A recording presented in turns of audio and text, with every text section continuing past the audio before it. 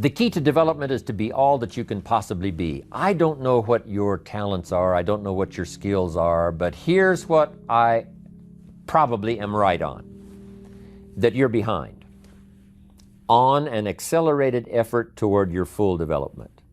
I would suggest that. Now, for some of you, I know that's probably really not true. But even as I look at my own life, because, I'm tempted to procrastinate just like everybody else. I should have written 30 books by now. I've only written 4 or 5. I should have done a lot of things, but I haven't. I got distracted, and all of us, have these challenges. But what could I become? What could I become? I had one of my dearest friends. I've lost him. He died at age 53. One day, and he drank a little too much. David drank a little too much, but he did all kinds of things. He was a builder, and he was a dreamer, and he did a lot of things. But his drinking sort of kept him in a fog for like years and years. About 6 years ago, he was sitting at the yacht club, and he was in a fog, and suddenly it occurred to him, I wonder what I could have accomplished all these years if I hadn't have been in this sort of foggy state. And he said that did it. And the last 6 years before he died, he was free. And he accomplished some incredible things that last 6 years. Being all that you can be, and not let habits drag you down. Not let things, sidetrack you from the full development of what you have the capable of being.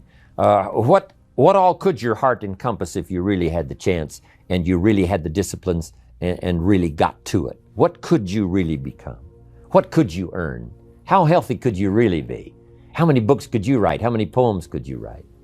So here's what I would ask of you. If you feel that you're a little bit stalled, wherever you are in your progress, I'm asking you to correct that. I'm asking you to see if you can't possibly be on a more accelerated track toward your possibilities and your full development. Here's what life is all about. To become all that we can possibly be. The full development of all of your potential, that's number one. Number two is the wise use of all of your resources. That's what life is all about, full development. We're all aware that many people feel that we must be careful of focusing on money or affluence or abundance. That in it, or in the pursuit of it, there is danger. We often hear quoted from the Bible, the love of money is the root of all evil. And I do agree. If you make money your love, and you pursue affluence to the exclusion of, or at the expense of, other values of life, you have lost, not won. However, let us consider this question. If you could do better, should you? That's not a bad question. In the time allotted to labor, in the time given to economics, care for family, success, achievement, productivity, the creation of value, the development of skills and creativity, if you could do better, should you? I think that one of the greatest satisfactions of living life to the fullest is doing the best you can with whatever you have. Doing less than your best has ways of eroding the psyche. We seem to be creatures of enterprise. Surely it is the reason for the seasons. The soil and the sun and the rain and the seed all say, "What can you do with us?" The seasons say, "Do you have the genius to make something unique of us?" Life says, "Here's the raw material. What splendid things can you produce from all there is?" So, go for high productivity, the full employment of your genius, the full development of your potential in all areas of your life, including earning money. That is the essence of life. Make this note. None of us lack the capacity. None of us lack the capacity. We have far more capacity than we have time to take advantage of. I do read a record where it says all that time ago, some people lived to be 700 years, 800 years, 900 years old. I feel a little shortchanged when I only have the chance maybe to live 70, 80, 90, 100 years. When all that time ago, the record says, some lived to be 700, 800, 900 years. It seems like it would take 7 or 8 or 900 years to tap the full extent of our capacity, let alone 70, 80, 90, 100 years. But here's what I'm asking you to do. Get busy. You've got more brain power than you've used so far. You've got more potential than you've used so far. You've got more strength than you've possibly used so far. No telling how many languages you can learn. No telling how far you can go. No telling how strong you can get until you get busy working on yourself and see if you can't tap all of your full potential. People might have put you down in the past. I'm telling you, those days are over. People that have told you you're too short. People that have told you you're too tall, you're too old, you're too young. I'm telling you, the old idea about your limitations of the past, those days are gone forever. Mr. Schoaf only went to the 8th grade in school, so we put things in very simple language. He said, Mr. Rohn, if you're 25 years old and you're an American male and you've been to high school and 1 year of college and you're not at least a third of your way towards your fortune, he said, isn't something wrong? Now, see, I'd never looked at it like that before. As being wrong, he said, something's wrong. And he said, there's nothing wrong with the country and nothing wrong with the companies and there's nothing wrong with the banks and the money, but there's something wrong with your plan. There's nothing wrong with you, but there's something wrong with your thinking, something wrong with your plan. You bought the wrong story. You bought the wrong formula. And it's easy to wind up a nice person and broke. It's easy to wind up sincere and poor. I'm telling you, you can be sincere and poor, and you can work hard and be poor if you buy the wrong formula, buy the wrong plan. You didn't add up the percentages. You never took out the calculator. You never counted the cost, as an ancient phrase says. Now, see, that kind of blunt, straight language really helped to uncover where my problem lied. Let me give you one of the most clear formulas he gave me that helped to change my life. We deal in what we call basics in one of my lectures. Basics, fundamentals. And there's just a few fundamentals. And there aren't any new fundamentals. You got to beware of somebody who says, I got a new fundamentals. And no, fundamentals are old. Here's one of the greatest of basics and fundamentals. It comes from an ancient Bible phrase. Here's what it says. Whatever you sow, you will reap. We call it simply the law of sowing and reaping. Right? Simply put, the law of sowing and reaping. Now then, Mr. Schoaf said to me, Mr. Rohn, there's another way to quote this law that may very well help to discover where the problem lies. I said, okay, I'm ready. Here's what he said. It's also quoted like this. Whatever you reap is what you've sown. I thought, wow, I never thought about that. Now there went my list of all the things I blamed for my current circumstances. If you don't like the crop, who do you look up? Answer, whoever planted it. And where do you find who planted your crop? Answer, in the mirror. That's where you go come fall, come harvest time. You go to the mirror. And if necessary, you say, a few skinny carrots? I got to be unimpressed. Where were you last spring? Asleep. Didn't you read the books? Did you break your hoe? This is talking straight. This is telling it like it is. I asked the question last night, am I reading enough books or am I not? If I engage in my current financial practices, will it take me toward the fortune I would wish for in the next 10 years or will it not? If I keep up my current health practices, will I have the vitality and the health and the vigor to do all the things I want to do 5 years from now? Will I or won't I? Are my current practices taking me where I would really like to go, or have I been kidding myself for quite some time? I had a day just before I met Mr. Schoaf called, Do Not Kid Myself Anymore Day. Here's where I am after 25 years. Here's what I've got. There's no use Mickey Mousing with the numbers. There's no use trying to stretch it. There's no use trying to excuse it. There's no use trying to paint it some phony color. Let's tell it like it is. Because it's the truth that starts the freedom mechanism working. It's the truth that starts to relieve the mind of all the guilt and all the excuses and get right down to where it is. When I finally discovered that the government wasn't my problem and that prices weren't my problem and that it wasn't the company and it wasn't company policy and it wasn't my negative relatives and it wasn't the weather and it wasn't the economy and it wasn't the community, when I finally discovered it was me, we call that trauma. Now, after I had passed through the trauma of discovering that it was me and not all the other things I'd blamed all those years, when I finally went through the trauma, now suddenly it dawned on me, hey, if it's me, I can do something about that right away. And then I started getting excited after my trauma had passed. The only change that is really going to dramatically affect your life is you. Mr. Shove said to me, Mr. Rohn, if it isn't going well for you, you don't say, what's wrong out there? You say, what's wrong in here? There's a Black Heritage spiritual that says, it's not my mother nor my father. It's not my brother nor my sister. It's me.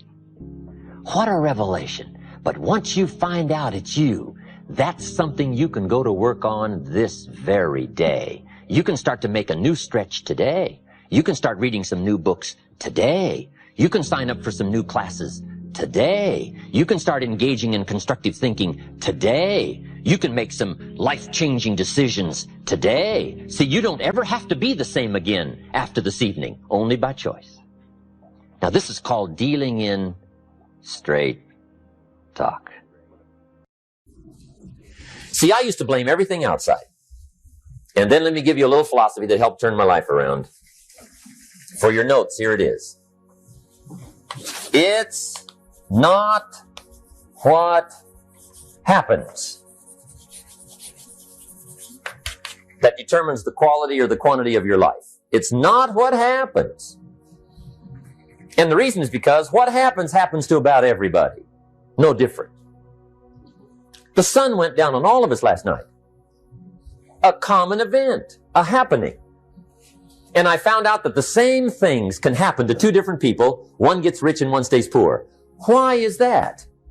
It's because it's not what happens, but rather it's what you do that changes everything. So that's a key phrase. It's not what happens, it's what you do. What happens is about the same. You might put that in parentheses here. Same. What people do, that's what's different. Somebody says, yeah, but you don't understand the disappointments I've had. Come on. Everybody's had their share. Disappointments are not special gifts reserved for the poor. Everybody has them. The difference is what you do about it. So here's one of the key questions of the evening. Starting tomorrow, what are you going to do that'll make a change in your life's direction? Good question. What are you going to do starting tomorrow that'll make a difference? Now see, if you don't do something starting tomorrow that'll make a difference, guess what? It's gonna be the same. And see, that way you can guess what the next 5 years are going to be like. Look at the last 5. Because the next 5 are going to be like the last 5 unless you, major key, tomorrow, change it all. Or change a little, or change something, or don't change. It's choice time. You can do whatever you want. But it's nice to know any day you wish you can change your whole life. What can you do starting tomorrow that'll make a difference? Good question. What can you do with economic chaos, massive disappointment? What can you do with a broken heart? What can you do when it won't work? Good question.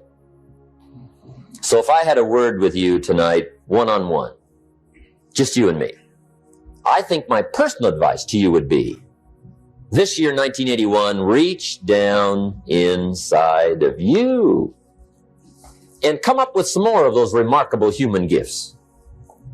They're there, waiting to be utilized. And then change anything for you you want to change. And I challenge you to do that because you can change. If you don't like how it is for you, change it. If it doesn't suit you, change it. If it doesn't please you, change it. If it isn't enough, change it. And I challenge you to do that because you can change. See, you don't ever have to be the same again after tonight, only by choice.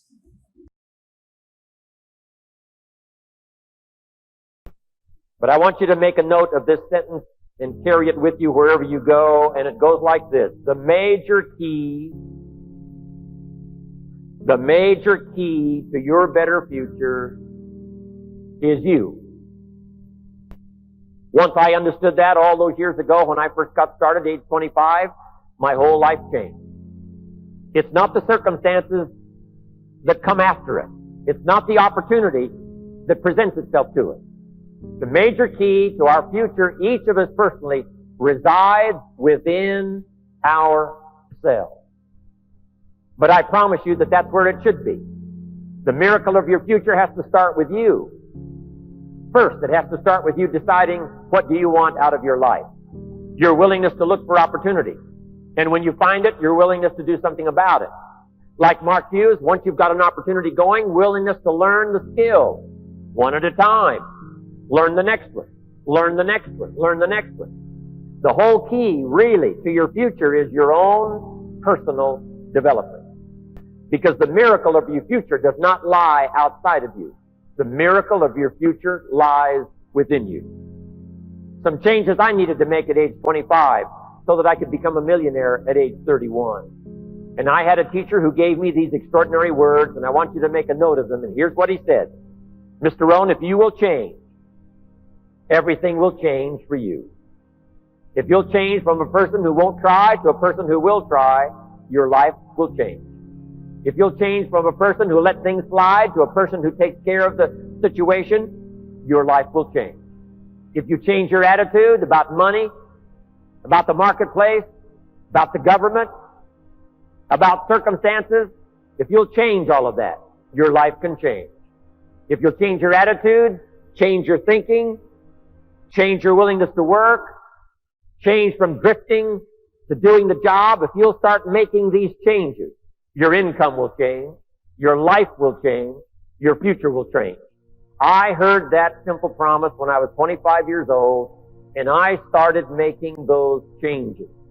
And I promise you here today, if you'll start the process of changing into a stronger person, changing into a person that takes advantage of opportunity instead of letting it slide, if you'll start making those changes, skill by skill, step by step, day by day, your life will change. For things to change, you've got to change. I used to keep wishing that things would change back in those early days with my fingers crossed, hoping maybe the government would change, the economy would change, my negative relatives would change. And then I found out all of those things are going to be about like they've always been, that if I wanted my life to change, I was going to have to change myself. But if you will start making those personal changes, your life can take on some incredible changes. Your income can change. Your health can change. All kinds of things can start happening to you that have never happened before if you'll begin the process of personal development. So make the note. The major key to my better future is me. The same wind blows on us all. The wind of circumstance as well as the wind of opportunity. But here's how you take advantage of it. Look inside yourself. And if you'll start making those personal changes of discipline, personal changes of time management, personal changes of willingness to learn the skills, personal changes of personality improvement, attitude, all of the rest, with this opportunity, you cannot miss having an extraordinary life and an extraordinary future. Personal development, becoming better than you are, more than you are, stronger than you are, wiser than you are, more capable than you are at this very moment. Key phrase, success is something you attract by the person you become. Success is something you attract by the person you become. Success is not something you pursue. It's not something you chase. Not something you go after. What you go after and chase usually eludes you like the butterfly you can't quite catch. So you don't have to pursue success. Here's what you have to do. Develop success. And success starts inside. Success starts inside your head. Success starts inside your heart. Success starts inside yourself. When you decide you're going to make the necessary changes and do the necessary growing in personal development. Success is something you attract by the person you become.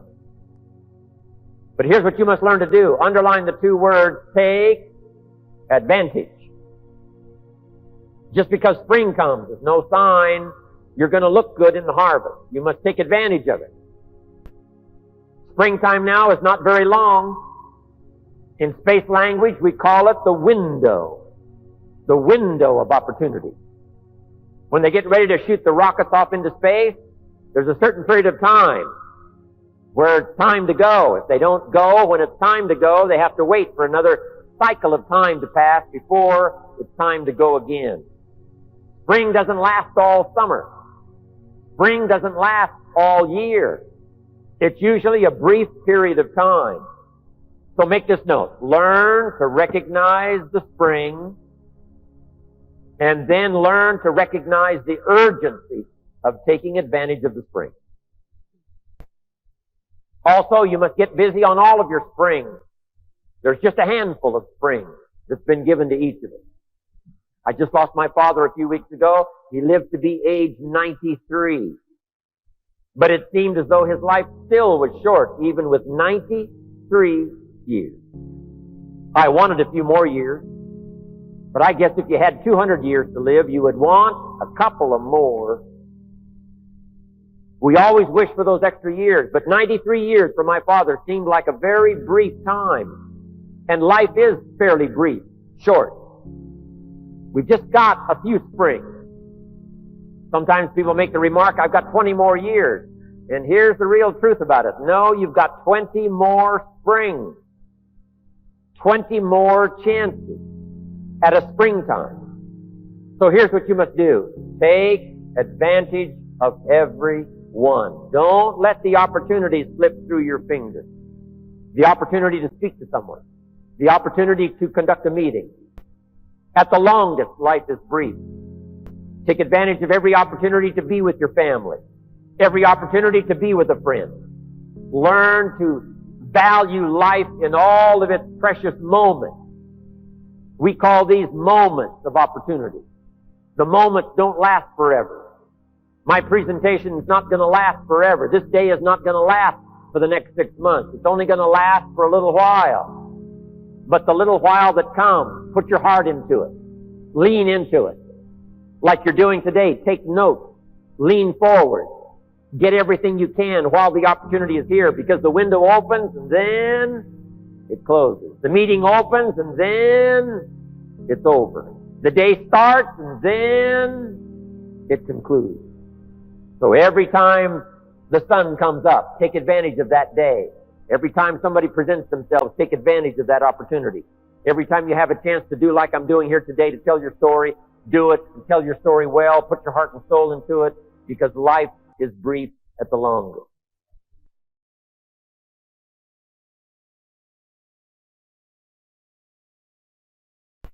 And now in closing, I want you to jot down these 4 expressions.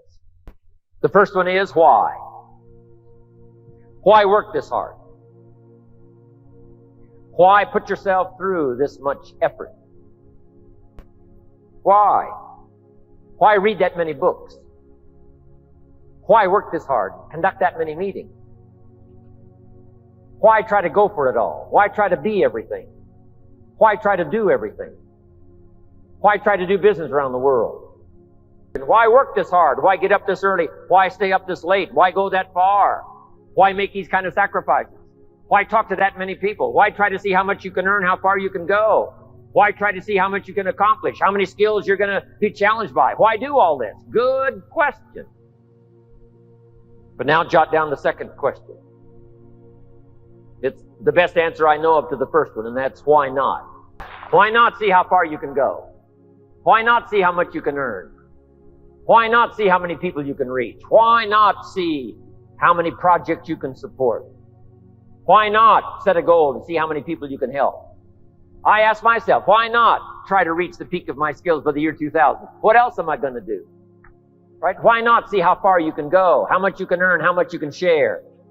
Why not see how many meetings you can conduct? Why not see how many skills you can develop? Why not see the world? Why not do something extraordinary with your life? Why not touch other people and invest in their lives and watch unusual things happen? Why not? Hey, you've got to stay here till you go. Why not? See how far you can go, how much you can do, how much you can take on, how much you can challenge yourself by. Why not? Now here's the third question.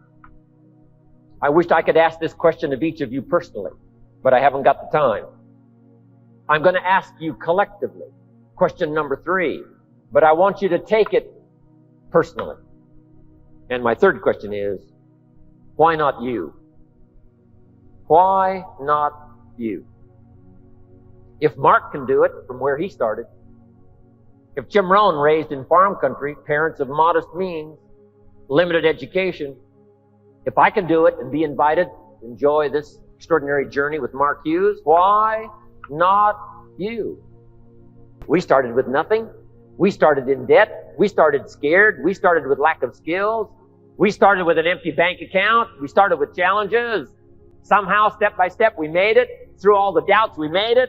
Through the summertime, we made it. Through the winter times, we finally made it. Yes, we're being honored now, but look where we started. And if we can do it, you can do it. Why not you with extraordinary skills? Why not you with power to spare?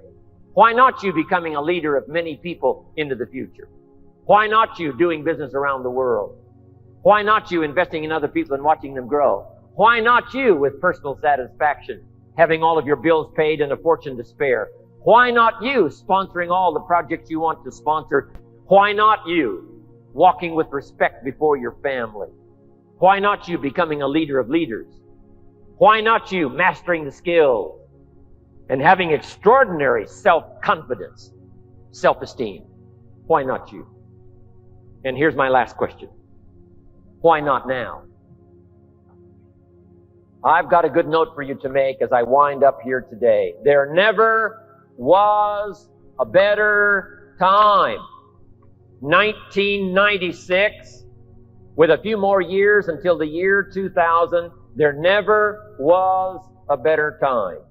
Here's why. Number 1, the world is ready. There never was a better chance. Yes, we might blow it. But I think we've got a better chance now not to blow it than 5 years ago, 10 years ago, 20 years ago, 100 years ago. Yes, I know there's still a lot of crazy people out there in the world, but we've got a better chance now for democracy to flourish than we've ever had in 6,000 years of recorded history. We've got a better chance now politically. We've got a better chance now socially. We've got a better chance now with a young country like yours and mine. America's only a little over 200 years old. We've got a better chance now to spread the news of free enterprise, freedom, democracy. We've got a better chance now than the world's had in 6,000 years of recorded history. There never was a better time. We've got a better chance now to conquer some diseases that we didn't have a chance 50 years ago and 100 years ago.